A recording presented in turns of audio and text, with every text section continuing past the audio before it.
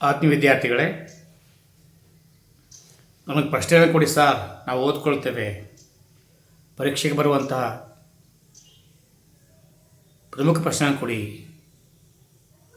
ಇದು ಬಹಳ ವಿದ್ಯಾರ್ಥಿಗಳ ಫೋನ್ ಕರೆಯಾಗಿತ್ತು. ಹಾಗಾಗಿ ನಾನೊಂದಿಷ್ಟು ಪ್ರಶ್ನೆಗಳು ತಂದಿದ್ದೇನೆ.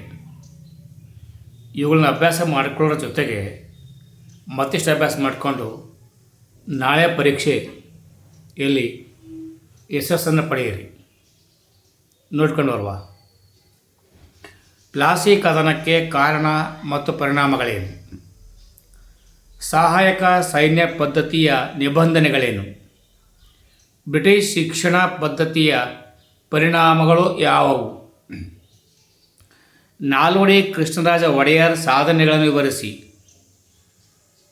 ಬ್ರಹ್ಮ ಸಮಾಜ ಅಥವಾ ಆರ್ಯ ಸಮಾಜ ಅಥವಾ ಪ್ರಾರ್ಥನಾ ಸಮಾಜ ಅಥವಾ ಸತ್ಯಶೋಧಕ ಸಮಾಜದ ಸುಧಾರಣೆಗಳಾವವು? ಪ್ರಥಮ ಸ್ವಾತಂತ್ರ್ಯ ಸಂಗ್ರಾಮದ ವಿಫಲತೆಗೆ ಕಾರಣಗಳೇನು? ಭಾರತದ ಸ್ವತಂತ್ರ ಹೋರಾಟದಲ್ಲಿ ಸುಭಾಷ್ ಚಂದ್ರ ಬೋಸ್ ರವರ ಪಾತ್ರವೇನು? ಜುನಗಢ ಅಥವಾ ಗೋವಾ ಅಥವಾ ಹೈದರಾಬಾದ್ ಪ್ರಾಂತ್ಯವು ಭಾರತ ಒಕ್ಕೂಟಕ್ಕೆ ಸೇರಿದ ಬಗೆ ಹೇಗೆ? ಸಾರ್ವಜನಿಕ ಆಡಳಿತದ ಮಹತ್ವವೇನು? ಲಿಂಗತ್ವ ಅಲ್ಪಸಂಖ್ಯಾತರ ಸಬಲೀಕರಣಕ್ಕೆ ಇರುವ ಕ್ರಮಗಳಾವವು? ವಿದೇಶಾಂಗ ನೀತಿಯ ಮೂಲ ತತ್ವಗಳಾವವು? ಅಸ್ಪೃಶ್ಯತೆ ನಿವಾರಣೆಯ ಕ್ರಮಗಳಾವವು? ಸಂಘಟಿತ ಮತ್ತು ಅಸಂಘಟಿತ ಕೆಲಸಗಾರರ ನಡುವಿನ ವ್ಯತ್ಯಾಸಗಳನ್ನು ತಿಳಿಸಿ.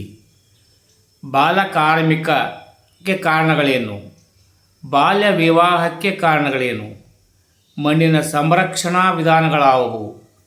ಅರಣ್ಯಗಳ ಮಹತ್ವವೇನು? ಪ್ರಸ್ತುತ ಭಾರತವು ನೀರಾವರಿ ವ್ಯವಸ್ಥೆಯನ್ನು ಅವಲಂಬಿಸಿದೆ ಏಕೆ? ಭಾರತದಲ್ಲಿರುವ ಬೇಸಾಯದ ವಿವಿಧ ಋತುಮಾನಗಳು ಯಾವುವು? ಭೌಗೋಳಿಕ ಮಾಹಿತಿ ವ್ಯವಸ್ಥೆಯ ಉಪಯೋಗಗಳೇನು? ಕೈಗಾರಿಕೆಗಳ ಸ್ಥಾನೀಕರಣದ ಮೇಲೆ ಪ್ರಭಾವ ಬೀರುವ ಅಂಶಗಳು ಯಾವುವು? ಭೂಕಂಪದ ಪರಿಣಾಮಗಳಾವವು? ಚಂಡಮಾರುತದ ಪರಿಣಾಮಗಳಾವವು? ಪ್ರವಾಹದ ಪರಿಣಾಮಗಳಾವವು? ಸುಗ್ಗಿ ಪೂರ್ವ ಮತ್ತು ಸುಗ್ಗಿ ನಂತರದ ತಂತ್ರಜ್ಞಾನಕ್ಕಿರುವ ವ್ಯತ್ಯಾಸ ತಿಳಿಸಿ. ಗ್ರಾಮೀಣ ಅಭಿವೃದ್ಧಿಯ ಮಹತ್ವ ತಿಳಿಸಿ. ವೈಯಕ್ತಿಕ ಮತ್ತು ಸಾರ್ವಜನಿಕ ಹಣಕಾಸಿನ ನಡುವೆ ವ್ಯತ್ಯಾಸ ತಿಳಿಸಿ. ಬ್ಯಾಂಕಿನ ಕಾರ್ಯಗಳನ್ನು ಪಟ್ಟಿ ಮಾಡಿ. ಉದ್ಯಮಗಾರಿಕೆ ಗುಣಲಕ್ಷಣಗಳನ್ನು ಪಟ್ಟಿ ಮಾಡಿ.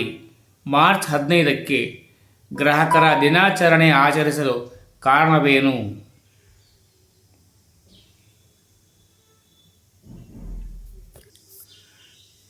ಪರಿಶುದ್ಧತೆಯಲ್ಲಿ ನಾನು ಕೊಟ್ಟಿರುವಂಥ ಈ ಪ್ರಶ್ನೆಗಳನ್ನು ಅಭ್ಯಾಸ ಮಾಡಿಕೊಳ್ಳಿ. ಉಪಯೋಗಕ್ಕೆ ಬರಲಿ ಎಂಬುದನ್ನು ಹೃದಯಪೂರ್ವಕ ಹಾರೈಕೆಗಳು. ಭವಿಷ್ಯ ಉಜ್ವಲವಾಗಲಿ. ಸರ್ವೇ ಜನೋ ಸುಖಿನೋ ಭವಂತು. ಜೈ ಹಿಂದ್, ಜೈ ಕರ್ನಾಟಕ, ಜೈ ಭಾರತ್ ಮಾತೆ.